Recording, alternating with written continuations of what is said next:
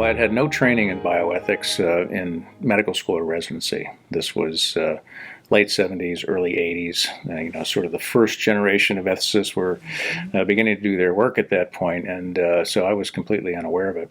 It was really the baby doe issue that was 82, I think, 83. And I was chief of pediatrics in our little community group of pediatricians in Boulder.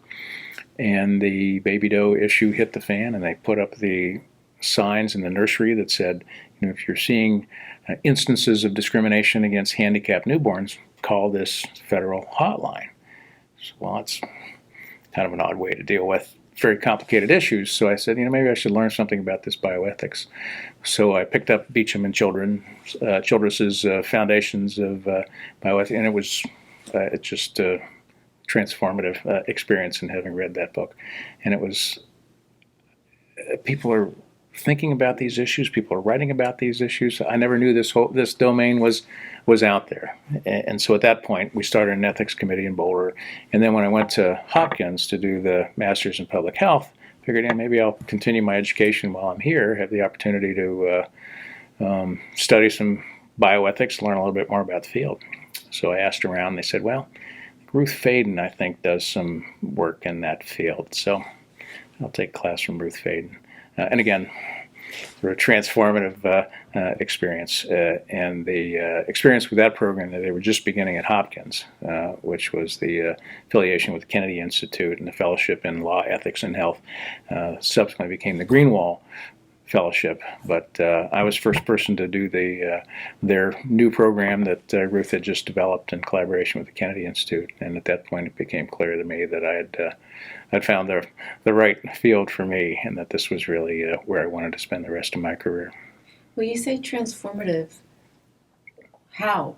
What can you identify what clicked or was enlightened in you? Well, the whole notion of sort of not struggling at a more, sort of gut level about what the right thing to do is, to bring that forward as an intellectual enterprise, to sort of think through issues in a way that you can come to at least a course of action. Whether it's the best course, you've tried to make that determination, but at least a course of action based on a set of principles and a set of rationales that you can discuss and present to others as a way to move forward. So sort of just bringing those emotionally charged issues to a more intellectual, rational level, to me was just so critical, because there was so much of medical care that I had seen as